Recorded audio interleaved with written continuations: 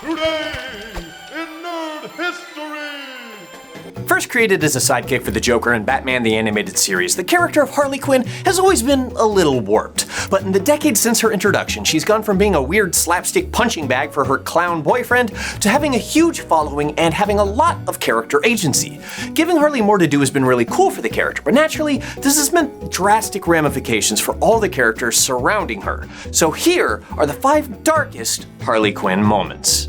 Number 5. One of the great joys in life is to watch an anti-hero tear down villains that are worse than they are. It's like watching crime eat itself. It's sort of a cannibalism, if you will. So it's only appropriate that Harley Quinn once took on a gang, of cannibals. In the story Red Meat, Harley set aside her giant mallet to go toe-to-toe with her natural enemy, the mayor of New York City. That's right, she leaves behind the high-rises of Gotham for the high-rises of real-life Gotham, New York, for some reason, to take on a fictionalized Bill de Blasio stand-in who's only got one policy platform worse than running the MTA into the ground.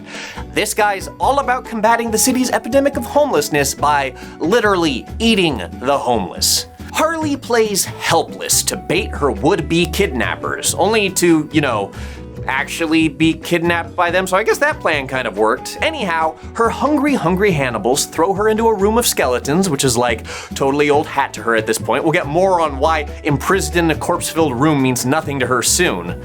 But she manages to find some sharp chompers on a skull of the former food and gives it the opportunity to chomp back at her restraints. Brought directly into the den of the flesh-hungry rich, the only thing left is for her to let them feast on a smorgasbord of violence, including taking the top of a toilet water tank to the soft little skull of the big bad.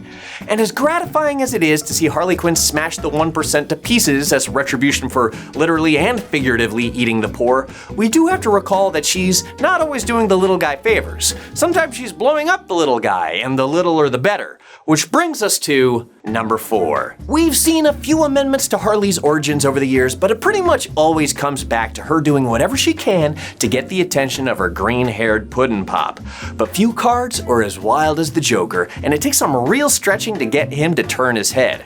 Enter Detective Comics number 23.2, where the only thing more upsetting than the numbering conventions is what Harley Quinn does to this slew of children during Christmas. In the pre-Switch era, the DS reigned supreme and every kid I'm sorry, I guess I mean the Ace Boy reigned supreme. I guess I'm still thrown by that New York instead of Gotham thing from the last entry. Okay, I guess we're doing fake names now. In any case, these kids are excited to play whatever Portuguese knockoff of Pokemon that the Ace Boy ships with, but the systems have to do a little update first. An update that looks suspiciously like a timer, especially when you dramatically cut across a ton of panels of it. Look, if you lived in a world of crocodile men and giant nursery rhyme corpses and, regular gassings, you'd be right to be suspicious of free high-priced electronics, but a deal is still a deal, folks. And sometimes the price of that deal is, like a lot of kids getting blown up. But lucky for Harley, she has a fantastic ability to completely dissociate from reality and doesn't realize what she's doing is wrong at all. Lucky that's where we come in. To feel the guilt for her. Lucky us. Oh boy. Number 3. Yeah, so lucky us, the only people who get to experience the reality of Harley Quinn's violent tendencies. Both the Joker and Harley have a long-standing fascination with Warner Brothers' Looney Tunes style silly violence, guns with bang flags, dynamite, and that time they made Batman run into a tunnel painted on the side of a mountain. That one's made up, but you could see it happening. I could see it happening. A lot of this may have something to do with Harley's origin being in a kid's cartoon. But things get strange and dark when this kiddie-style violence is recontextualized for adult audiences. Enter this fight from Harley's first ongoing series. After being betrayed by a crew member, we are treated to a zany slapstick spy vs. spy or Daffy Duck-style battle, which culminates in this goofy dynamite double switcheroo. We find out what happens when you mess with Harley. You get conked in your bonker and you see stars and birdies. That is, at least until you turn the page. And then we see what really happened. This lady isn't just conked out in a silly fashion, she's done the ultimate conk. She's shuffled off this mortal conker. She's dead, is what I'm trying to say. But still, Harley insists that this corpse stay and think about what she's done, as if Harley's completely oblivious to blowing this lady away. To her, it really just is a cartoon. This breakdown of reality and perceived reality is cleverly delineated by two different art styles. Craig Rousseau's simple lines and exaggerated features suggesting a heightened cartoon reality, and the grounded art of Terry Dodson casting the stark light of reality on the situation. If you ever wanted to get into the headspace of real-life villains and understand how they could interpret violence in a way that seems so carefree, well, it's probably not actually like this, but it is a very interesting interpretation.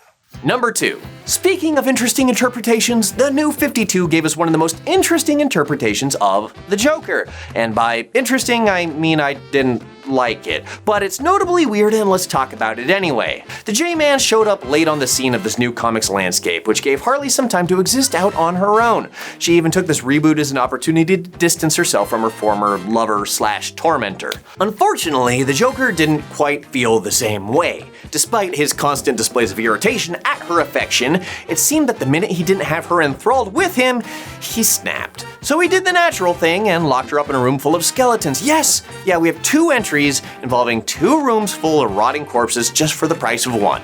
And I mean, technically this video is free, so you're getting, well, quite the deal. Quite the deal on horrible corpse room entries. So what's Joker's endgame here? Well, it's hard to say. He outright claims that he's had multiple Harleys present in the room, as you can tell from their costumes.